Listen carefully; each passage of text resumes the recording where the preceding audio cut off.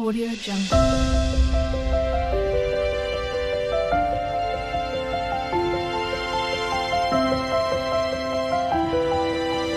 Audio Jungle.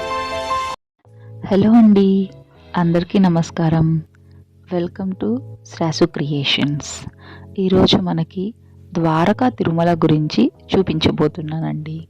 Dwaraka Tirumala ఏలూరులోని Dwaraka Tirumala మండలంలో ఉంటుందండి. ఏలూరు జిల్లా కింద వస్తుంది. ద్వారకా తిరుమల అనేది మండలం కింద చేసేసారు. అంటే దీన్ని మనం చిన్న తిరుపతి అని కూడా అంటాం. వెంకటేశ్వర స్వామి చాలా ప్రసిద్ధమైన క్షేత్రం అండి ఇది. ఇక్కడ మనకి తలనీలాలే కానీ ఏదైనా అన్నీ మనకి మధ్యాహ్నం పూట నిత్య అన్నదానమే కానీ ప్రతిదీ సేమ్ మనకి తిరుపతిలో ఎలా ఉంటుందో అలానే ఉంటుందండి. మరి దీనికి ఇంత విశిష్టమైన గుడికి మన స్టోరీ కూడా తెలుసుకోవాలి కదండి. దీని స్థల పురాణానికి వస్తే మన రాముని తండ్రి ఉన్నారు కదండి, దశరథుడు, ఆయన కాలం నాటిదండి ఈ క్షేత్రం అని అందరూ చెప్తారు. ద్వారకుడు అనే ఋషి తపస్సు చేసి స్వామివారి పాదసేవను కోరాడటండి. కనుక పాదాలు పూజించే భాగ్యం అతనికి దక్కింది. పాదాలు పూజించే భాగ్యం అతనికి దక్కడం వలన పైభాగం మాత్రమే మనకు దర్శనమిస్తుంది. మరి పైభాగం వరకే స్వామివారు మనకు దర్శనమిస్తారని రామానుజాచార్యుల వారు ఈ క్షేత్రానికి వచ్చినప్పుడు అలా కాదు, స్వామివారి భాగ్యం అందరికీ కలగాలి, పాదపూజ చేసుకునే భాగ్యం మనకి కూడా కలగాలి అని నిలువెత్తు విగ్రహాన్ని ఆయన వెనుక వైపు పీఠంపై మనకి ప్రతిష్ఠించారండి. అంటే మన స్వామివారు స్వయంభు విగ్రహం ముందు ఉంటుందండి, ప్రతిష్ఠించిన విగ్రహం వచ్చేసి మనకు వెనుకమాల భాగం పైన ఉంటుంది. అయితే ఈ గుడి విశిష్టత ముఖ్యంగా ఏంటి అంటే ఇక్కడ ఏ రకమైన అభిషేకాలు జరగవండి.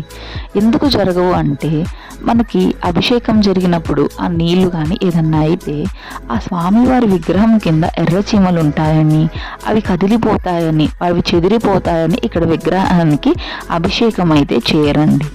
ఇక్కడ నిత్య కళ్యాణ మండపం అయితే ఉంటుంది. సో ఆ అంటే విమాన మంటపం, గోపురం ప్రాకారాలు ఇవన్నీ కూడా అంటే చాలా చాలా బాగుంటుందండి. ఆ మండపంలో మీకు ఇక్కడ చూపిస్తున్నాను చూసారా, ఆ మండపం అయితే చాలా చాలా చాలా బాగుంటాయి. సో ఇది చిన్న తిరుపతి అండి, ద్వారకా తిరుమల. మీరందరూ కూడా ఒక్కసారైనా ద్వారకా తిరుమలని విజిట్ చేయాలండి. ఎందుకని విజిట్ చేయాలి అంటే మనకి అందరికీ పెద్ద తిరుపతి వెళ్ళే అవకాశం ఉండదు కదండి. సో చిన్న తిరుపతి ఏంటి అంటే సగం పెద్ద తిరుపతి వెళ్ళినట్టే. అంటే దేవుణ్ణి అక్కడ వరకు వెళ్ళి దర్శించుకోవాలి అన్న కోరిక కొంచెం తీరని వాళ్ళకి ఈ చిన్న తిరుపతి కూడా స్వామివారు చక్కగా దర్శనం ఇస్తారండి. అసలు మనకి దర్శనానికి కూడా ఎక్కువ టైం కూడా పట్టదండి.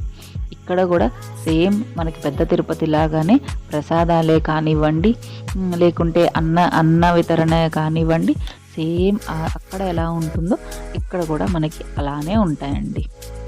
ఇది మనకి చిన్న తిరుపతి అని అంటున్నారు. తలనీలాలు కూడా అలానే ఇస్తారండి. స్వామివారికి తలనీలాలు ఇవ్వడం అంటే ఎంత ఇష్టమో అందరికీ తెలుసు కదా. వడ్డీ కాసుల వారు ఎక్కడైనా ఆయన వడ్డీ కాసుల వారే అండి.